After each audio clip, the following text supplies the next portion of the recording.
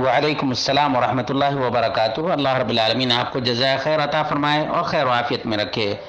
آپ نے بھینس کی قربانی کے سلسلے میں پوچھا تھا، اور اس سلسلے میں شیخ الحدیث عبید اللہ مبارک پوری رحمہ اللہ کا بیان بہت ہی زیادہ معتدل اور بہت ہی بہتر ہے۔ وہ کہتے ہیں والاحوط عندی ان يقتصر الرجل في الأضحية على ما ثبت بالسنة الصحيحة عملا وقولا وتقريرا، ولا يلتفت إلى ما لم ينقل عن النبي صلى الله عليه وسلم ولا الصحابة والتابعين رضي الله عنهم، ومن اطمأن قلبه بما ذكره القائلون باستنان التضحية بالجاموس ذهب مذهبهم ولا لوم عليه في ذلك، هذا ما عندي والله أعلم۔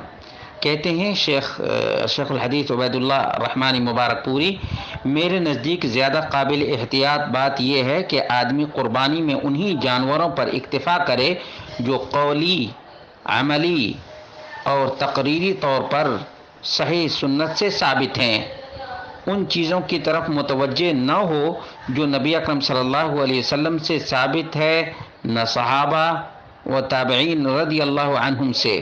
البتہ جس کا دل بھینس کی قربانی کے سلسلے میں ذکر کردہ دلائل سے مطمئن ہو، وہ ان کا موقف اپنا لے اور اس بارے میں اس پر کوئی ملامت نہیں، یہی میری رائے ہے، واللہ اعلم۔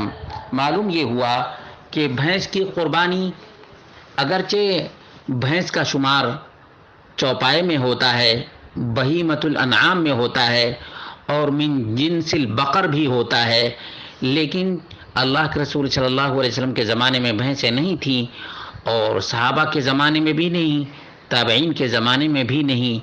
اس لیے اگر کسی کا دل مطمئن ہوتا ہے تو وہ بھینس کی قربانی کرے اور اس کے اوپر کوئی ملامت نہیں ہے۔ البتہ سنت مصطفیٰ صلی اللہ علیہ وسلم کی پیروی کرتے ہوئے اگر کوئی آدمی بھینس کی قربانی نہیں دیتا ہے تو ظاہر سی بات ہے احتیاط اسی میں ہے، واللہ اعلم بالصواب۔